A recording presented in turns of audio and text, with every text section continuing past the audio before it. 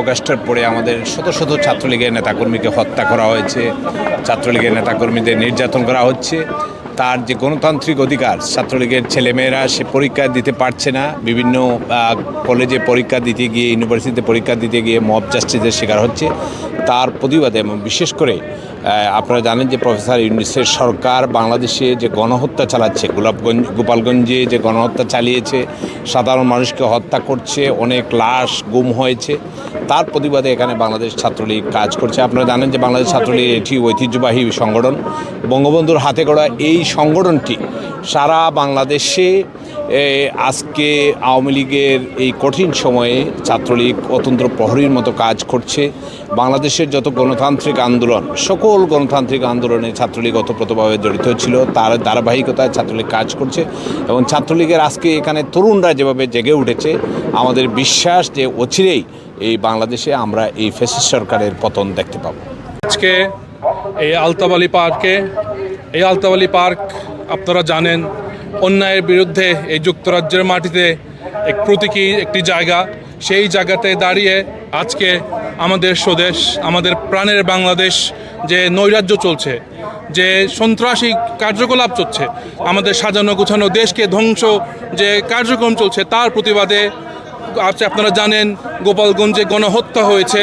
শুধু গোপালগঞ্জেই নয়, পুরো বাংলাদেশের অলিতে গলিতে কোনো আবাল বৃদ্ধ বনিতা কেউই আজকে নিরাপদ নয়।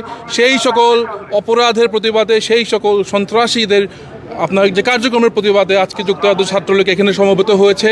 আমরা আজকে এখানে উপস্থিত হয়েছি শুধু ছাত্রলীগের প্রোগ্রাম নয়, আজকের এখানে এখন সময়ে সময়ে আপনারা দেখতে পাবেন এটি বাংলাদেশের পক্ষের মানুষরা সবাই এক ছায়াতলে আসছে।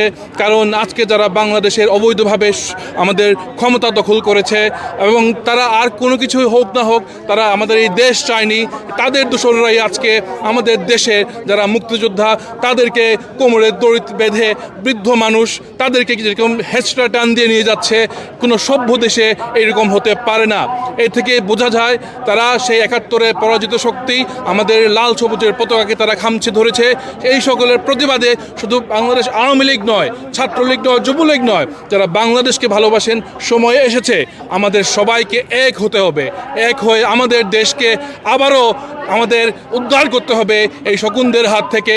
We should revive Bangladesh as soon as we can. বিগত 16ই জুলাই গোপালগঞ্জে আমাদের সাধারণ এবং শান্তিকামী মানুষকে প্রশাসন নির্বিচারে গুলি চালায়।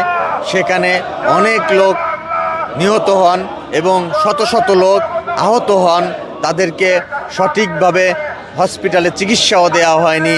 এর নেপথ্যের কারিগর এই অবৈধ ইউনূস সরকার, তার প্রশাসনের নির্দেশে সে নির্দেশ দিয়ে এটা করিয়েছেন। এবং আপনারা জানেন মাইলস্টোনে আমাদের কোমলমতি শিশুদের 200-র উপরে মানুষ সেখানে মারা গিয়েছেন, আহত হয়েছেন। এখানে অনেক লাশ গুম করা হয়েছে, হতাহত এবং নিহতদের সংখ্যা গোপন করা হয়েছে। এই সবের প্রতিবাদে এবং শোক জানিয়ে এবং আমরা এটার তীব্র প্রতিবাদ জানিয়ে প্রবাস থেকে এখানে যুক্তরাজ্য ছাত্রলীগের আজকের এই আয়োজন। কিছুদিন আগে গোপালগঞ্জে এই ইউনূস বাহিনী কর্তৃক যে গণহত্যা হয়েছে, সেই গণহত্যার প্রতিবাদে বাংলাদেশ ছাত্রলীগ যুক্তরাজ্য শাখা প্রতিবাদ সভার আয়োজন করেছে। সেই প্রতিবাদ সভায় আমরা বর্তমান ছাত্রলীগ, সাবেক ছাত্রলীগ সকলে একত্রিত হয়েছি এবং এখান থেকে আমরা ইউনূস বাহিনীকে বাংলাদেশে হুঁশিয়ার উচ্চারণ করে দিতে চাই, আপনি যদি গোপালগঞ্জে যেভাবে হত্যা চালিয়েছেন, এই হত্যার দায় কিন্তু আপনাকে নিতে হবে। এবং সারা বাংলাদেশে আপনি যদি আর একজন ছাত্রলীগের, আওয়ামী লীগের নেতাকর্মীকে আপনি হত্যা করেন বা আপনার বাহিনী যদি হত্যা করে, তাহলে আমরা এখান থেকে হুঁশিয়ার উচ্চারণ করে দিতে চাই, আপনি কিন্তু পালাবার পথ পাবেন না। 111-এ কিন্তু সেই আর্মি শেখ হাসিনাকে মাইনাস করতে চেয়েছিল, কিন্তু পারে নাই। এইবার ইনশাল্লাহ পারবে না। শেখ হাসিনা বাংলাদেশে আসবে এবং শেখ হাসিনা বাংলাদেশের প্রধানমন্ত্রী হবে। আপনারা জানেন যে বিগত 5ই আগস্ট বাংলাদেশে একটি জঙ্গি হামলা হয়েছে।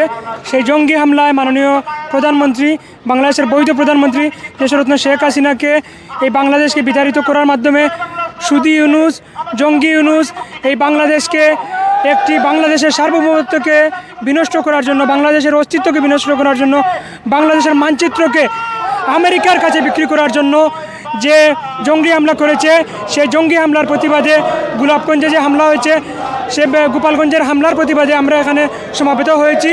আমরা বিশ্বাস করি মাননীয় প্রধানমন্ত্রী দেশরত্ন শেখ হাসিনা আবারও বাংলার মাটিতে আসবেন।